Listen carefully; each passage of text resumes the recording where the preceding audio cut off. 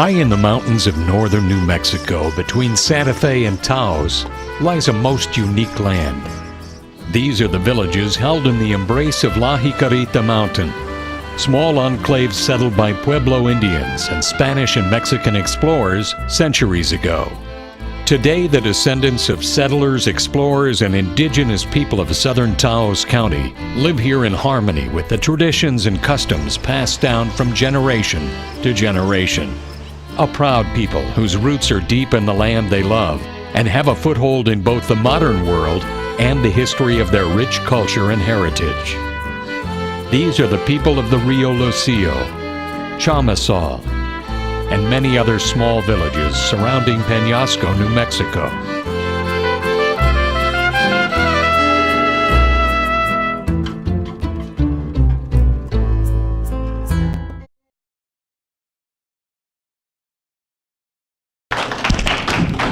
Well, good afternoon, and here I am again. I thought I would start out by, a few of you may know me, but I've been gone for so long that I would give you a little bit of who I am. I am actually, my dad and my mom had 13 children, and I'm right in the middle. And I graduated from Peñasco High School, went on into Highlands and got my BA there, and then moved to the area around Las Cruces, to a tiny little place, actually smaller than Peñasco, and I've taught there for the Gadsden school districts for 29 years. After that, I moved into Connie, that is not much bigger, and on the side, and I taught there. I taught for 29 years in Peñasco and in Gadsden, and then I moved to Canutillo and taught for 18 more years. So that was 48 years. I taught every grade level from Head Start to 9th grade. I was an ESL teacher. I taught for 12 years. Actually, my job was the coordinator of the bilingual program, and I worked mostly with getting teachers, helping teachers to do a better job. So that's kind of a history of what I've done. I was always kind of interested in the medicine that my dad did, but for some reason or other, I really didn't follow that. However, I was, one of my granddaughters did get interested. She said, tell me some more things about my grandpa. Tell me more things about him. And I would tell her. And even though she's 26 now, this year she finished her first year of medical school. And in fact, I was a little worried and didn't put things together as well as I could have and should have. And I'm a procrastinator anyway by heart. I have to tell you that. But she had to go for an internship to Guatemala, to the jungles of Guatemala for 2 weeks. And there is a probability, we are very positive, so we're saying no, but it did get us nervous. She may have been bitten by a bat. And she came back to the States, and they're giving her all the medication and everything that she needs in mega doses, just in case. So we are positive, and we're saying no, it's not, it's a spider or something like that. So anyway, that gives you a little bit of background on myself. And so now I will concentrate on telling you some of the things about my father. That man in Peñasco that was known by many of the older generation by El Doctorcito. They respected him and liked him, and he did so very much to help the community. Later on, I will tell you what some of the younger generation did and what happened to them when they changed the stories a little bit. Okay? So I'll be sharing a brief history of Florencio Martinez, my dad, with a primary focus on what he did during his life here in Peñasco. I will relate the events in my dad's life as I remember them, or even more as my brother David, because he has quite a memory, and my brother Joe have told me. And then Mary also gave me a lot of information. Some of the points I'm going to tell you about, you may think there's a little bit of contradiction in what they both believe, so I'll tell you what they each think, and then maybe somebody in the audience might even know. And there were other individuals who kindly shared some of their information and experiences with me. As a matter of fact, I just finished talking to a gentleman Mr. Romero, I believe was his name. I'll tell you about what he told me just a minute ago over there. In most instances, I will not name the individuals involved because the particular situation of what they did and then why they had to go to my dad to get help may be a little bit personal. And I did not want to embarrass anybody by what I was having to say. Okay? Joe told me that my paternal grandfather, Jose Eusebio Martinez, and his wife, my grandma Bersabe Griego, that they lived in Chamizal. And here's one of those little contradictory things. My brother Joe says, no, we have a lot of relatives in Chamizal, and I know that they came from Chamizal. But my sister Mary says, no, they came from Trampas. And so I really don't know exactly what it is, but I tend to believe my brother Joe and that they did start out in Chamizal. Joe told me that my paternal grandfather, Jose Eusebio Martinez, and his wife, Grandma Bersabe Griego Martinez, lived in Chamizal for a short time, and then they moved to Trinidad, Colorado, where my dad grew up. I understand he was quite a handful, and I truly believe that simply because I taught, that's another thing I did. I taught the gifted and talented for a few years, and if any of you had anything to do with the gifted and talented students, they are a handful. They tend to be, want to do things out of the box and out of the ordinary and things like that. And because of this, my dad left home, and here's another contradiction. My brother says that my dad left his home when he was 13 years old. And my sister, Mary, says that he left home when he was 11 years old. Apparently, he just was hard to handle and had something with his mom. And he said, I'm leaving. And he did. He just left home. And you know, he roamed around in different places for a while. Came home occasionally to visit, but most of the time he just was a wanderer. And I have two pictures over there that show when he was much older, but when he was still wandering around the world. He was a wanderer at heart, and he wandered for several years, traveling through different states. And he worked along different things, learning as he explored his world. You know, he went to many of the different states and to Mexico and to just many different places. And his favorite mode of travel was to jump the train as a hobo. And at one time he decided, you know, this is getting old, having to jump the train all the time to go, go anywhere. So his other brother, Uncle John, used to work as a cook on the train. And he said, okay, I can get you a job as a dishwasher. And Dad said, well, all right, that way I can ride the train and I don't have to be jumping it. So he was a dishwasher, and he helped the chef, a chef helper on the train, and he went from Chicago to New York. As he did this just for the experience of riding the train without having to jump the train. And I remember he always used to talk about St. Louis, Missouri. He remembered that he would light up as he talked about his adventures in St. Louis, and he said, one day I'm going to have to go back there. It is my dream to get back there one of these days. You know, unfortunately, he had 10 children to support. Life was hard, and he never did get back to St. Louis, Missouri. But he had adventures in many of the different states, and where he talked about were, for example, in Texas. He says, you guys just keep away from Texas. He says, you have no business going down there. His adventures in Texas were not very pleasant. He would tell us that in Texas they actually had signs that said, Mexicans, don't let the sun go down on you. He said this was not a good place to be at, so he moved on to explore Mexico, which was not much friendlier for him. He wandered and explored and learned and got life experiences that would serve him very well later in life. So then later in Peñasco, Dad came to Peñasco one day. His wandering adventures landed him here in this little tiny place, back close to where his parents were born. He would tell us that he saw this beautiful lady, or young girl, that would come into Peñasco in the evenings and ride out in the mornings in this white palomino. He would call it a white palomino horse. And he said, I fell in love with the horse. I'm sorry, he said, no, I fell in love with your mom right away. and he said, I really did fall in love with her at first sight, not with a palomino. He came in second. And another one of the contradictions is that my sister Mary says, my mom used to teach school. You know, when they went to school and were good students, and she was in the 8th grade when she finished school, and she was really pretty intelligent, and so she became a teacher.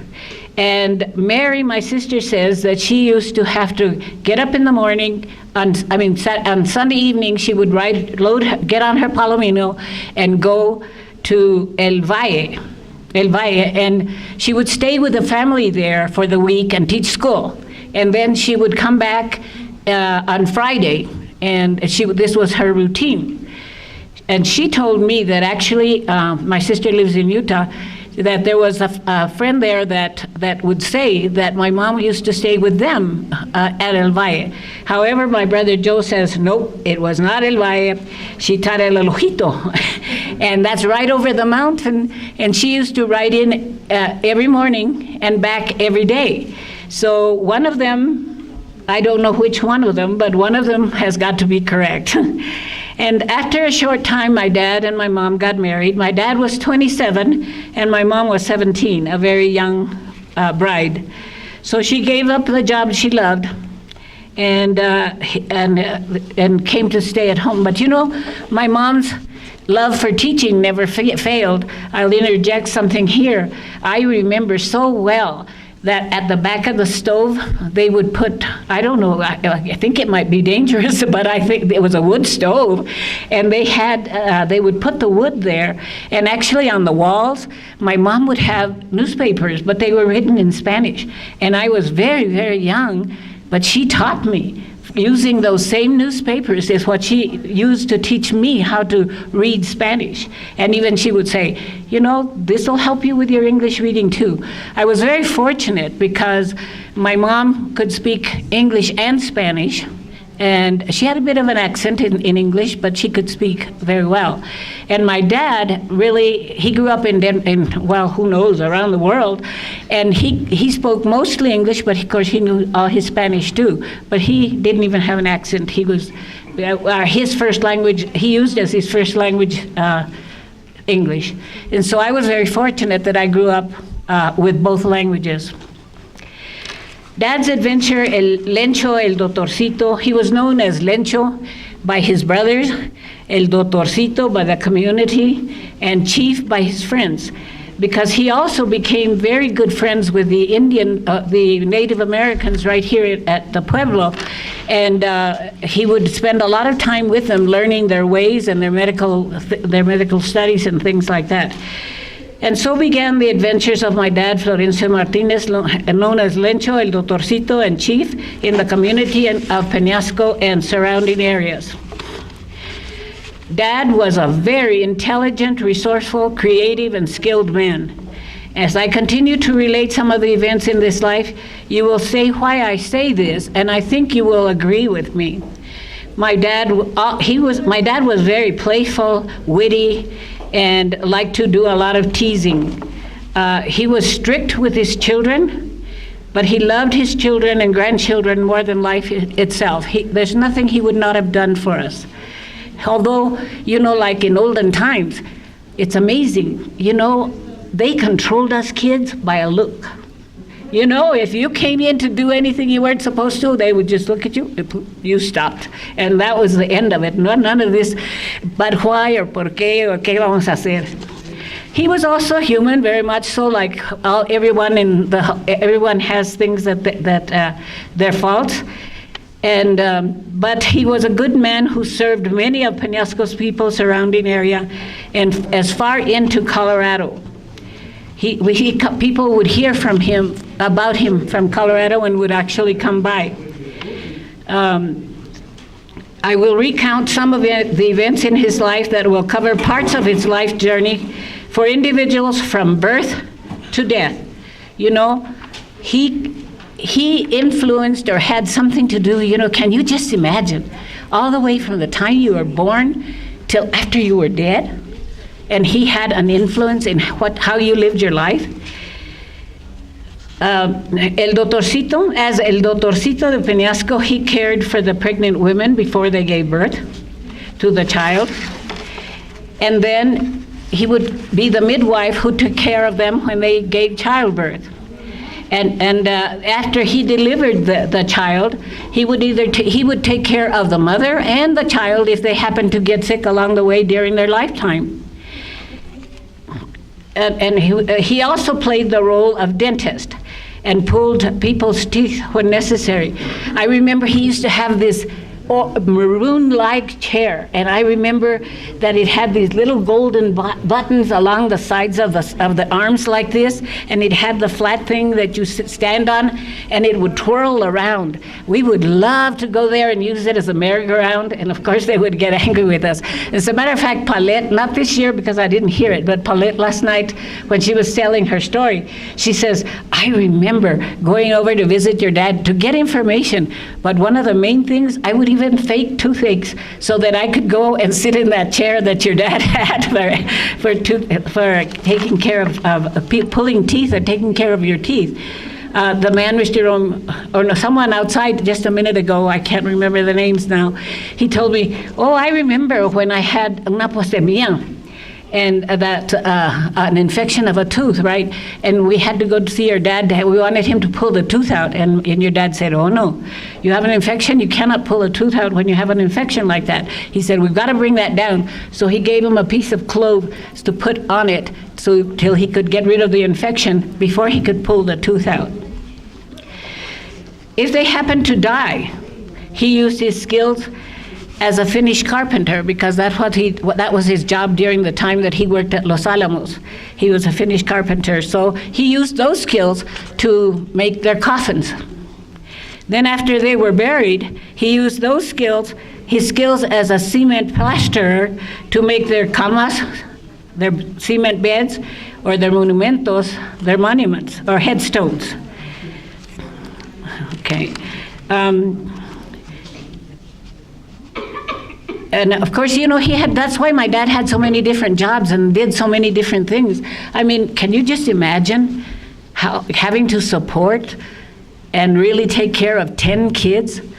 And my dad, he always took good care of us. We were poor, but we never went hungry, and we were never cold, and we never had any of those things that would happen like that. I remember my sister always says, you know what, if Dad had only gotten paid for all his work and everything like that, we'd be rich and not poor anymore, But, everyone in the community was just as poor, and my dad believed seriously that if you had a gift, you had to share it.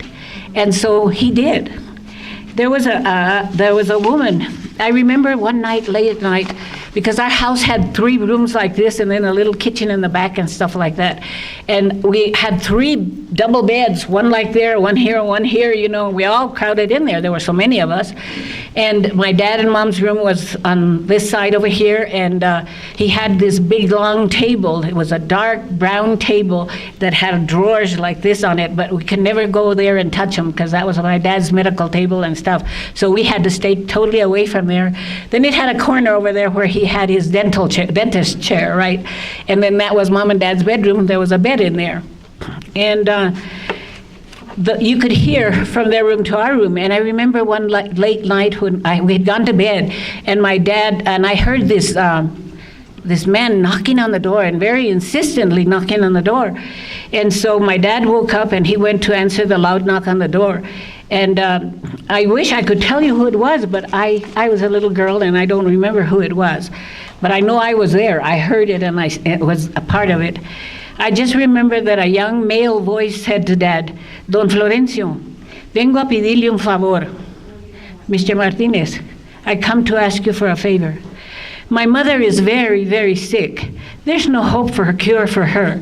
We have just brought her home from the hospital. We took her to the hospital. They were well-to-do.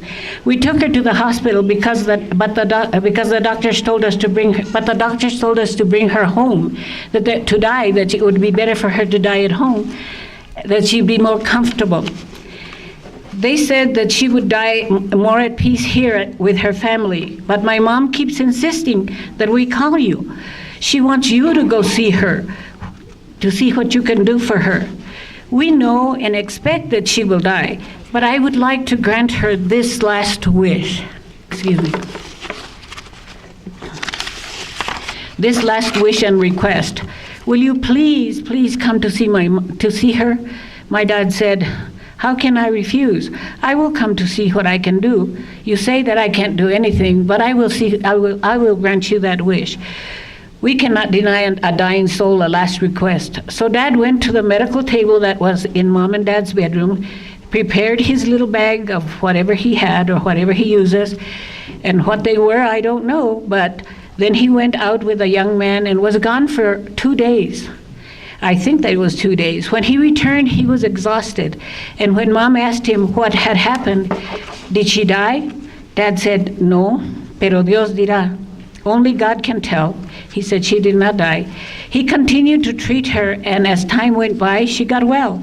In fact, she came to our house to give my mom her condolences right after Dad's funeral. My brothers Joe and David remember something similar to this happening. David thinks it was a very well-to-do family that lived up near Tres Ritos, and David says that the woman's husband wanted to give Dad a very generous offer of a piece of land, but that my dad did not feel that he could take advantage of people just because he had been given a gift of being able to do something to heal people. He would always say, for acts given and taken in faith, even a glass of water can heal. Funny, I never knew that Dad was religious in any way because he never went to church. But my brother Joe says that Dad would often go into the bedroom and pray before he worked on a very difficult case. My brother David was always said, though, that Dad did not go to church, but he did believe in God and had a lot of faith. In fact, he said, he would always say and believe that in the statement in the Bible that says, the faith of the size of a mustard seed, you can move, with the size of a mustard seed, you can move mountains. Another episode or experience that I remember is my nephew Steve, my oldest sister's son, when he was a little baby. I came from college. Actually, she was living in Penasco because her husband was gone for another job or something like that. And Stevie was a very young little baby. And I remember witnessing something that happened when my nephew, Steve Romero, was that baby. He would not stop whimpering and crying, and he was just so fussy, and we could tell something was wrong. We would hold him and try to give him a bottle, and he wouldn't take it, but he would cry even more and would not take the bottle even though we knew he was hungry. We did not know what to do and could hardly wait for Dad to come home from Los Alamos, where he was working at that time. And he was a finished carpenter at the lab. When Dad came home, he took one look at him and said, "Se le cayó la mollera." The soft spot at the top of his head has fallen. He washed his hands, got a glass of warm water, and put salt in it. Mom gave him the soft white cloth, and he put it over Steve's head. Then he filled his mouth with the salted water and put it over the soft spot on Steve's head. And he put his 2 forefingers in Steve's mouth up like this, and he began to gently suck until he lifted it and made sure that it stayed there. And he put excuse me, I lost my place. And then he brought Steve's mollera back in place, and Steve took the bottle and had no more problems after that. Another situation was when Clarence, I got permission from Clarence Cordova because he lives in Babito and he's still quite around. Clarence Cordova, when he was a young boy, he came to my dad because he was hit with this terrible, terrible acne type of thing. It not only was on his face, it had traveled down to his chest. It was really, really bad. And his father brought him to see what could be done. And so my dad sent my brother David, and they were about the same age, Clarence and David, and he sent him to go pick the flower of a mustard seed, of a mustard flower, the actual flower. And he brought it and he boiled it, and I don't know, he made something like a paste. I don't know what else he put on it, but he made a paste and he put it all over his chest, and then he put some of that cheese-like cloth, white cloth on him, and he told him to leave it there for a day. And he came back the next day and he took it off, and it was just full of pus. All of that stuff had been sucked out, pulled out, and removed. And Clarence had no problem after that with the acne type thing. That's what Clarence called it, was acne. So, David and actually David, my brother, was the one who had to go gather the flower, and Clarence was the one getting helped, and they formed a relationship that to this day, they just are really good friends.